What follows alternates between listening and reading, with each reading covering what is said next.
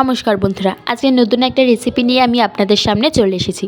সকালবেলায় আজকে বাজার থেকে ভাঙন বাটা মাছ নিয়ে এসেছিলাম।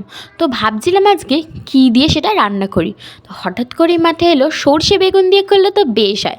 তাই আজকে করেই ফেললাম সর্ষে বেগুন দিয়ে ভাঙন বাটা মাছের ঝাল। আর এই রেসিপিটাই আমি আপনাদের সামনে আজকে শেয়ার করছি। সর্ষে বেগুন দিয়ে ভাঙন বাটা মাছের ঝাল করার জন্য এখানে মাছটাকে কেটে ধুয়ে নুন হলুদ মাখিয়ে ভেজে নিয়েছি, আর বেগুনটাকেও নুন হলুদ দিয়ে ভেজে নিয়েছি। তেলে ফোড়ন দিয়ে দিচ্ছি কালো জিরে, আর দিয়ে দিচ্ছি কাঁচা লঙ্কা সর্ষে বাটা দিয়ে একটু তেলে নেড়ে চেড়ে নিয়ে দিয়ে দিচ্ছি পরিমাণ মতন নুন ও দিয়ে দিচ্ছি পরিমাণ মতন হলুদ দিয়ে মশলাটাকে খুব ভালো করে কষিয়ে নিচ্ছি।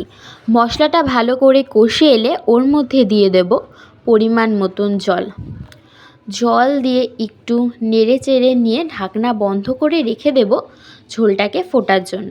ঢাকনাটা খুলে নিচ্ছি। ঝোলটা ফুটেই গেছে, এবার ভেজে রাখা মাছ আর বেগুনটাকে দিয়ে দেব।